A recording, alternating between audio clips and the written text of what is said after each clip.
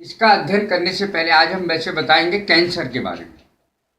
तो कैंसर के बारे में बहुत सूक्ष्म जानकारी दे रहा हूँ मैं, क्योंकि इसकी बृहद जानकारी तो डॉक्टर वगैरह अच्छी तरह जानते हैं।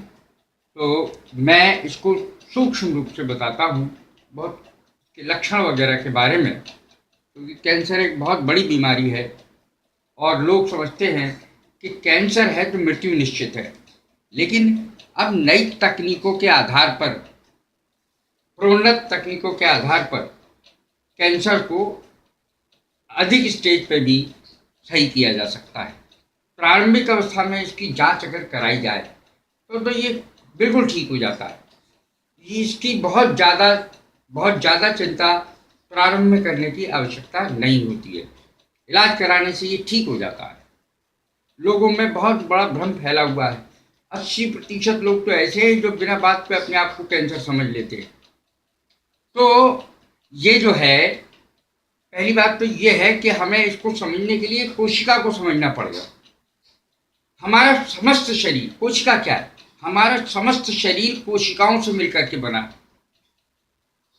जैसे ये कमरा है तो ये छोटी छोटी ईंटों से मिलकर बना है, इसी प्रकार से हमारा शरीर छोटी छोटी कोशिकाओं से मिलकर बना है, जिसे अंग्रेजी में सेल्स कहते हैं, CELLS। और जब बहुत सारी कोशिकाओं का वह समूह जो उद्गम यानी ओरिजिन, कार्य में, वर्क में और संरचना में यानी स्ट्रक्चर में समान होता है, तो उसे ऊतक कहते हैं और अंग्रेजी में कहते हैं टिश्यू। तो इसको समझना हमारे लिए बहुत ज़्यादा जरूरी है कि कोशिका क्या होती है। यानी हमारा शरीर बहुत छोटी छोटी सूक्ष्म रचनाओं से बना हुआ है और इसको कोशिका कहते हैं। कोशिका सजीव की क्रियात्मक तथा संरचनात्मक इकाई शरीर की कोशिका कहलाती है। तो कोशिका का समूह जो ओरिजिन में बराबर होता है, वर्क में एक जैसा होता है और स्ट्रक्चर में एक जैसा होता है, टिश्यू कहलाता है। तो कभी कभी ऐसा होता है कि शरीर के किसी भी भाग में कोशिकाएं असामान्य रूप से, इस शरीर में किसी भाग में भी हो सकता है, असामान्य रूप से वृद्धि करने लगती हैं और अनियंत्रित होती हैं। उन पर नियंत्रण नहीं किया जा सकता। अनियंत्रित रूप से वृद्धि करने लगती हैं और स्वस्थ कोशिकाएं जो होती हैं उनको मारने लगती हैं, नष्ट करने लगती हैं। इसी को कैंसर कहते हैं। असामान्य वृद्धि, कोशिकाओं की असामान्य वृद्धि, अनियंत्रित वृद्धि। और वो कोशिकाएं जो कैंसर की ये वाली कोशिकाएं हैं, वो अन्य कोशिकाओं को, स्वस्थ कोशिकाओं को भी नष्ट करने लगती हैं। तो इसलिए या तो इसको निकाल दिया जाता है या तो कुछ कीमोथेरेपी वगैरह से इसको सही किया जाता है। अब हम देखें, और कैंसर की जो कोशिकाएं सारे शरीर में फैल जाती हैं, इनका प्रभाव सारे शरीर में दिखने लगता है। और ये पहली स्टेज, दूसरी स्टेज, तीसरी स्टेज इस प्रकार से होती है। तो एक कीमोथेरेपी होती है, कीमोथेरेपी के द्वारा हम कैंसर को चौथी स्टेज से दूसरी स्टेज पर ला सकते हैं। ये काफ़ी प्रभावी इलाज है इसका, कैंसर का। लेकिन बहुत ज़्यादा हो जाने पर, लास्ट स्टेज हो जाने पर ही मृत्यु संभव है। वैसे इलाज इसका किया जा सकता है। अब देखें कि पूरी तरीके से प्रारंभिक अवस्था में इसका इलाज आसान होता है, लेकिन अगर ये बढ़ जाए तो इलाज कठिन हो जाता है। किसी अंग पर गांठ बन जाना, अचानक शरीर के किसी भाग से खून का निकलना,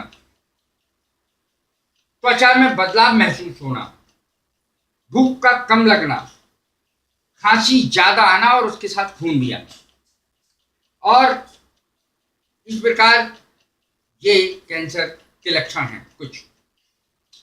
बायोप्सी में शरीर के उस भाग का कुछ भाग निकाला जाता है, जैसे बायोप्सी जांच को कहते हैं।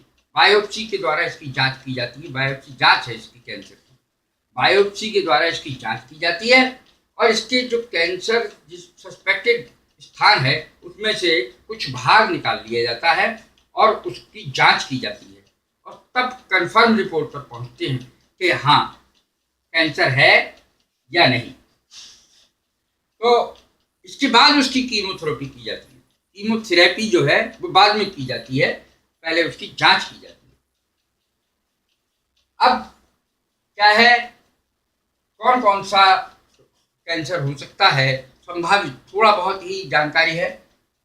ब्रेस्ट में गांठ होना, कड़ापन होना, निपल में से सीक्रीशन निकलना, शराब निकलना, ये ब्रेस्ट कैंसर की निशानी है। स्किन पर किसी तिल या मस्से के रंग, आकार और रचना में परिवर्तन।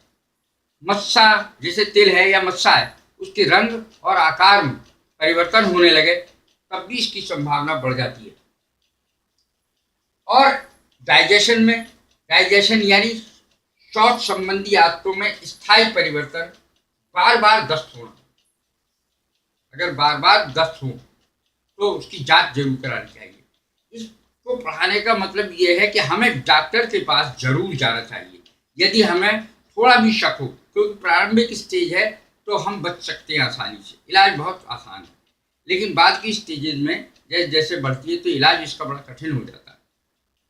इसलिए हमें शुरू में ही ये लक्षण इसीलिए बताए गए हैं ताकि प्रारंभिक अवस्था को पहचान कर और उसका लोग इलाज कराएं और जिससे वो मृत्यु को प्राप्त ना हो। देखें, ब्लीडिंग, मल या मूत्र के साथ बार बार खून आना, एक बार नहीं बार बार खून आना, मल और मूत्र के साथ। ये मल के साथ अगर आता है खून तो आंत का कैंसर हो सकता है। मूत्र के साथ आता है तो किडनी या पेशाब की थैली का कैंसर हो सकता है, संभावना है, होता नहीं है, संभावित है। माउथ यानी मुंह का कैंसर, तो मुंह में छालों का ठीक ना होना। मुंह में छाले हैं तो हफ्ते 15 दिन में ठीक हो जाते हैं। यदि इससे ज्यादा समय तक रहते हैं और ठीक नहीं होते तो ये जांच इसकी करानी जरूरी है। आवाज में बदलाव आना, भोजन निगलने में परेशानी होना और मुंह के अंदर सफेद या लाल चकत्ते होना, ये इसकी निशानी है मुंह के कैंसर की। ब्लड कैंसर क्या है? ये लगभग 2% लोगों को होता है, 2% केवल। लेकिन इसका इलाज बेहद जरूरी है। क्यों? क्योंकि इसमें ये रुधिर में और बोन मैरो जो होता है, अस्थि मज्जा, उसमें जो ब्लड सेल्स है वो अनियमित रूप से वृद्धि करने लगते हैं। ब्लड सेल्स कौन कौन से होते हैं? आरबीसी, डब्ल्यूबीसी और प्लेटलेट्स।